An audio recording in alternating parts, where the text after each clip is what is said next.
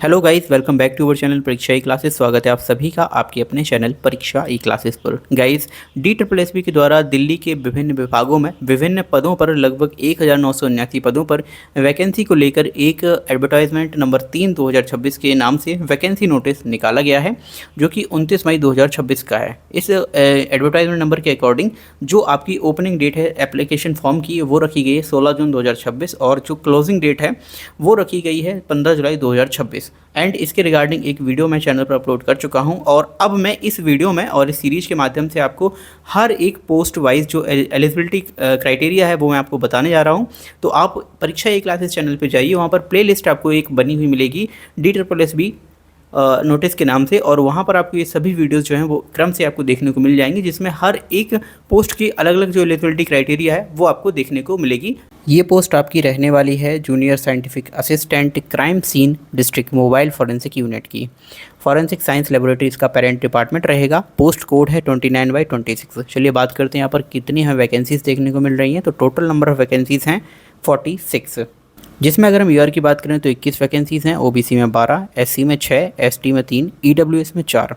इस तरह से टोटल वैकेंसीज 46 हैं, जिसमें आप देखेंगे तो इन पीडब्ल्यूडी में भी एक वैकेंसी है कैटेगरी सी में, और एक्स सर्विस की 4 वैकेंसीज यहाँ पर इंक्लूड की गई हैं।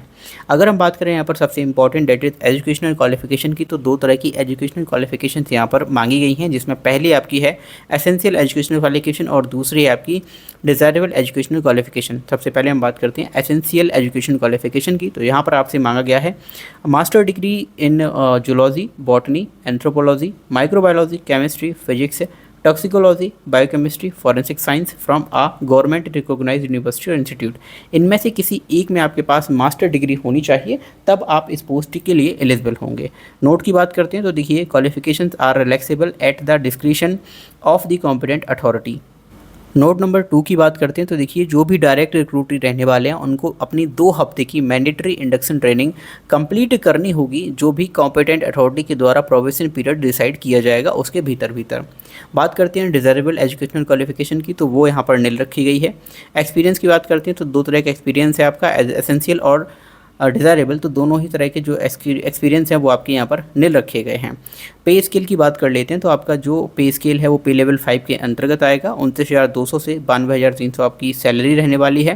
ग्रुप सी की बात करते हैं तो सेंट्रल जनरल सर्विस के अंतर्गत आएगी। नॉन गजेटेड और नॉन मिनिस्ट्रियल पोस्ट रहने वाली है। इसके अलावा 8th पे कमीशन बहुत जल्द आपका लगने वाला है, तो आपकी जो सैलरी है वो भी यहाँ पर काफ़ी बढ़ जाएगी। इसके अलावा अगर हम एज लिमिट की बात करते हैं तो बिटवीन 18 to 27 ईयर्स आपकी एज लिमिट होनी चाहिए। इसके अलावा the upper age limit is relaxable for departmental candidates up to 40 years in accordance with the instructions और orders issued by the central government. तो जो ऑलरेडी डिपार्टमेंटल कैंडिडेट हैं उनको यहाँ पर अपर एज लिमिट में रिलैक्सेशन भी दिया जाएगा, और जो एज रिलैक्सेशन आपका दिया जाना है वो एज पर पैरा 7 दिया जाएगा, जो कि आपका टेबुलेटेड है category wise of this advertisement. तो जो पैरा 7 है उसके अकॉर्डिंग आपको यहाँ पर रिलैक्सेशन दिया जाएगा, वो मैं आपको दिखा देता हूँ। तो यहाँ पर आप देख पाएंगे ये है एज रिलैक्सेशन पैरा 7, जिसमें आपको SC ST को 5 साल की यहाँ पर रिलैक्सेशन है, और ओबीसी के लिए 3 साल, पीडब्ल्यूडी के लिए 10 साल, और वहीं पर पीडब्ल्यूडी प्लस SC ST के लिए 15 साल, पीडब्ल्यूडी प्लस ओबीसी के लिए 13 साल, और इसके अलावा जो डिपार्टमेंटल कैंडिडेट हैं उनके लिए यहाँ पर दिया हुआ है फॉर ग्रुप बी पोस्ट 5 साल and for group C post up to 40 years of age. ठीक है, 45 साल जिसमें आपकी SC ST के लिए रखी जाएगी, क्योंकि उनको एक्स्ट्रा 5 साल का रिलैक्सेशन मिलेगा। 43 साल ओबीसी के लिए रहेगी, 3 साल उनको यहाँ पर जो रिलैक्सेशन मिल रहा है।